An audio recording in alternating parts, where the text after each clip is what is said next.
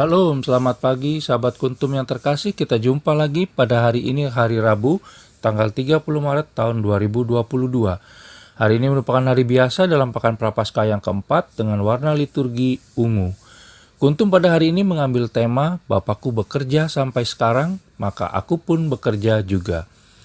Struktur bacaan kita pada hari ini terdiri dari bacaan pertama, diambil dari Kitab Yesaya 49 ayat 8 sampai dengan 15, Mazmur tanggapan diambil dari Kitab Mazmur 145 ayat 8 sampai dengan 9, 13c sampai dengan 14 dan ayat 17 sampai dengan 18. Adapun bait pengantar Injil diambil dari Injil Yohanes 11 ayat 25a dan 26. Sementara bacaan Injil kita sendiri pada hari ini diambil dari Injil Yohanes 5 ayat 17 sampai dengan 30. Struktur bacaan kita pada hari ini sama dengan struktur bacaan pada hari Rabu tanggal 17 Maret tahun 2021. Baik sahabat Kuntum yang terkasih, saya akan bacakan bacaan Injil kita pada hari ini yang diambil dari Injil Yohanes 5 ayat 17 sampai dengan 30. Tetapi ia berkata kepada mereka, Bapakku bekerja sampai sekarang, maka aku pun bekerja juga. Sebab itu orang-orang Yahudi lebih berusaha lagi untuk membunuhnya, bukan saja karena ia meniadakan hari Sabat, tetapi juga karena ia mengatakan bahwa Allah adalah Bapanya sendiri dan dengan demikian menyamakan dirinya dengan Allah. Kesaksian Yesus tentang dirinya. Maka Yesus menjawab mereka, katanya, Aku berkata kepadamu, sesungguhnya anak tidak dapat mengerjakan sesuatu dari dirinya sendiri jikalau ia tidak melihat Bapa mengerjakannya. Sebab apa yang dikerjakan Bapa, itu juga yang dikerjakan anak.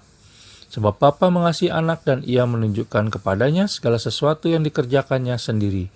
Bahkan ia akan menunjukkan kepadanya pekerjaan-pekerjaan yang lebih besar lagi daripada pekerjaan-pekerjaan itu, sehingga kamu menjadi heran. Sebab sama seperti Bapa membangkitkan orang-orang mati dan menghidupkannya, demikian juga anak menghidupkan barang siapa yang dikehendakinya. Bapa tidak menghakimi siapapun, melainkan lebih telah menyerahkan penghakiman itu seluruhnya kepada anak, supaya semua orang menghormati anak sama seperti mereka menghormati Bapa. Barang siapa tidak menghormati anak, ia juga tidak menghormati Bapa yang mengutus dia. Aku berkata kepadamu, sesungguhnya barang siapa mendengar perkataanku dan percaya kepada dia yang mengutus aku, ia mempunyai hidup yang kekal dan tidak turut dihukum. Sebab ia sudah pindah dari alam maut ke dalam hidup. Aku berkata kepadamu, sesungguhnya saatnya akan tiba dan sudah tiba, bahwa orang-orang mati akan mendengar suara anak Allah, dan mereka yang mendengarnya akan hidup. Sebab sama seperti Bapa mempunyai hidup dalam dirinya sendiri, demikian juga diberikannya anak mempunyai hidup dalam dirinya sendiri. Dan ia telah memberikan kuasa kepadanya untuk menghakimi, karena ia adalah anak manusia.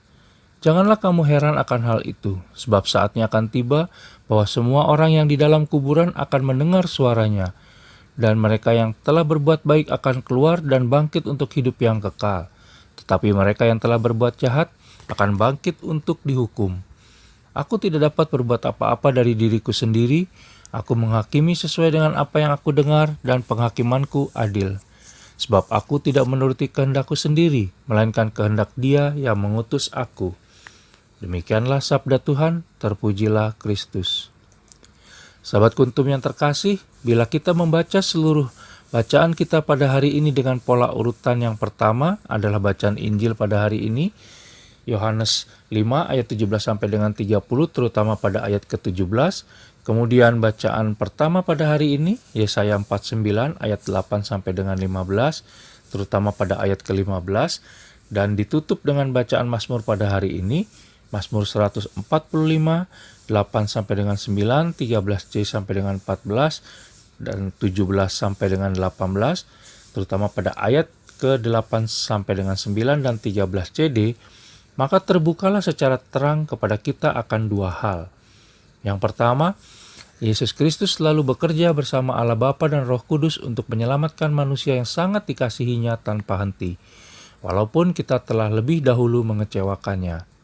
Sungguh suatu ironi bila mengingat kita kerap merasa bahwa Allah Tritunggal Maha Kudus tidak peduli kepada kita, terutama di saat kita merasa hidup terasa berat, Padahal bisa jadi kita sendirilah yang sebenarnya telah lebih dahulu melupakan dan tidak setia kepadanya.